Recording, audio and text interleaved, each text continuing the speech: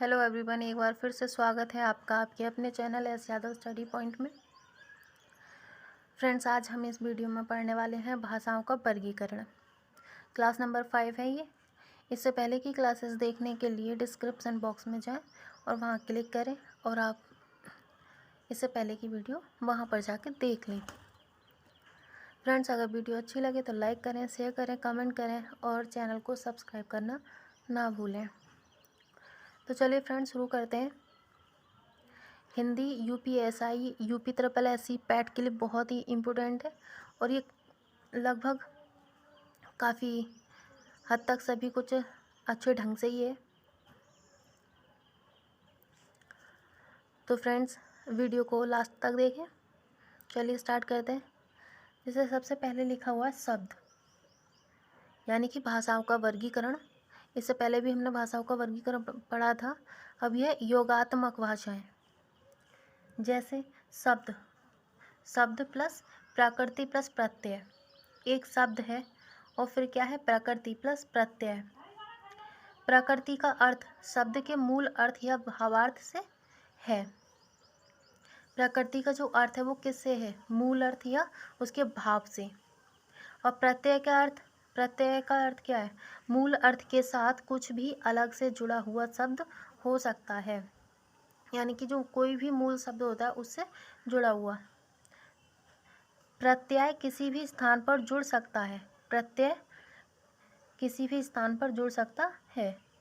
प्रत्यय मूल शब्द के आरंभ में या फिर मध्य में या फिर अंत में कहीं भी लग सकता है। मतलब जो प्रत्यय वर्ड है, शब्द है, ये जो हमारा वाक्य होता है वो उसके अंत में, आरंभ में यानी कि शुरू में, बीच में और लास्ट में भी जुड़ सकता है।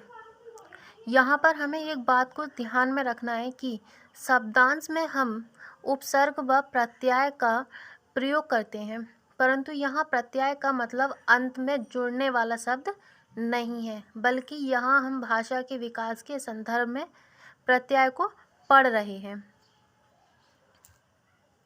आगे पढ़ेंगे। जहाँ पर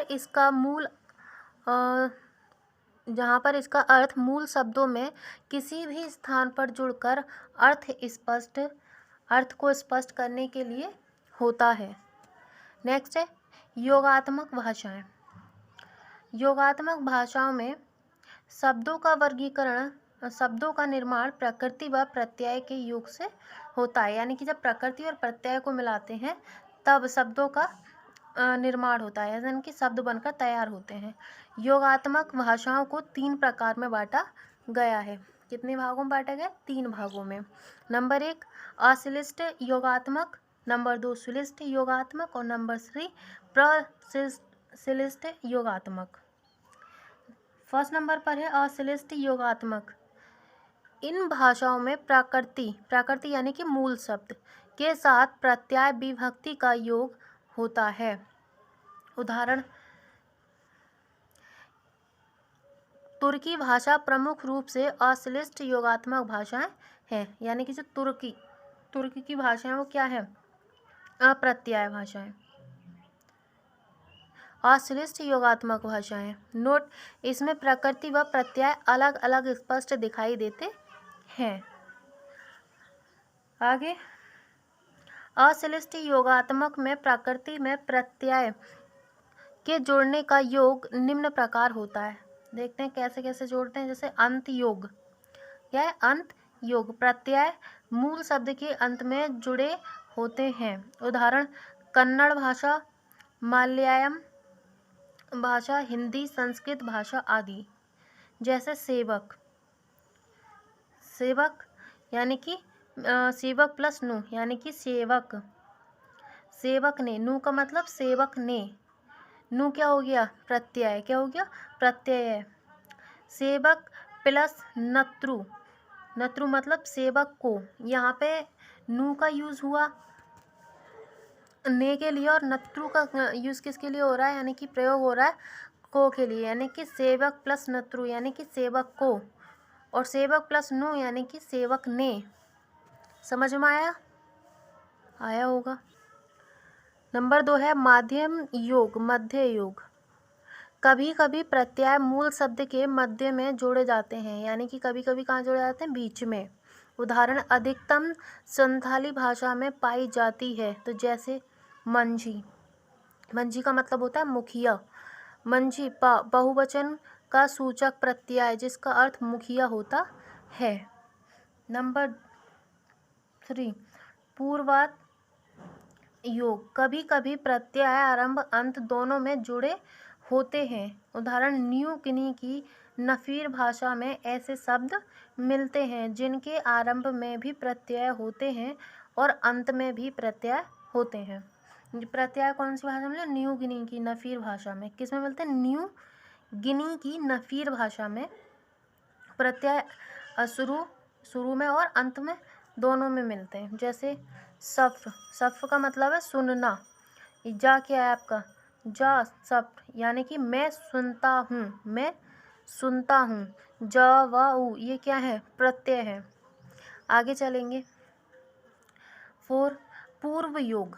पूर्व योग। कभी कभी प्रत्यय आरंभ में भी जोड़े जाते हैं। उदाहरण बंटू परिवार की भाषाओं के शब्द अत्यधिक इसी योग में बनते हैं। बंटू परिवार की भाषाओं के अत्यधिक शब्द इसी योग से बनते हैं। जैसे अ प्लस समय। अ प्लस समय यानी कि असमय, तो ये अ क्या हो गया? प्रत्यय हो गया। बी प्लस भाग, तो विभाग, तो इसमें बी हो गया आपका प्रत्यय। अगले आते हैं श्लिष्ट योगात्मक भाषाएं। अभी हमने पढ़ा था अश्लिष्ट, अब पढ़ेंगे श्लिष्ट योगात्मक भाषाएं। इस भाषा की मुख्य विशेषता यह है कि जब मूल शब्द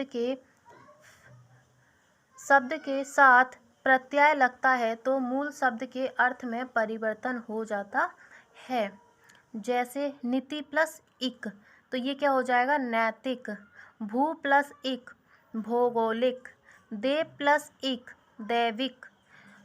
विज्ञान प्लस इक, तो क्या हो जाएगा? वैज्ञानिक। अब हमने देखा कि हमारे यहाँ पे नीति है, भूगोल है, देव है, विज्ञान है। अब इन सभी में क्या जोड़ दिया हमने? प्रत्यय जोड़ दिया, यानी कि एक एक एक सभी में जोड़ दिया, तो ये क्या हो गया? नीति का नैतिक, भूगोल का भौगोलिक, देव का दैविक और विज्ञान का वैज्ञानिक। नोटेड। संस्कृत इसी भाषा के अंतर्गत आते हैं, यानी कि संस्कृत इसी भाषा के अंतर्गत आती है या आते हैं। बहुरूपीय परिवार की भाषाएं जैसे संस्कृत, लैटिन, ग्रीक, रूसी आदि इसी के अंतर्गत आती हैं। आगे पढ़ेंगे श्लिष्ट योगात्मक भाषाओं का विकास योगात्मक से अयोगात्मक वियोगात्मक की ओर अग्रसर होता है। जैसे संस्कृत योगात्मक, हिंदी अयोगात्मक और वियोगात्मक। आगे पढ़ेंगे अरबी भाषा के उदाहरण। इसमें भी मूल शब्द बदल जाते हैं। जैसे ई, स, क मूल धातुओं से निम्न शब्द बन सकते हैं, यानी कि निम्न शब्द बन सकते हैं। जैसे क, त, प धातुओं से। का से किताब, ता से कतीब, प कुतुब आदि शब्द बनते हैं। नंबर 3 आता है श्लिष्ट योगात्मक। प्रश्लिष्ट योगात्मक प्रकृति मूल शब्द एवं प्रत्यय का इस प्रकार योग होता है कि उन्हें अलग नहीं किया जा सकता, यानी कि कुछ प्रत्यय जो होते हैं उनका शब्द या मूल प्रकृति से उनको अलग नहीं किया जा सकता है। उदाहरण बास्को भाषा का उदाहरण है। बास्को। जैसे नकारसु।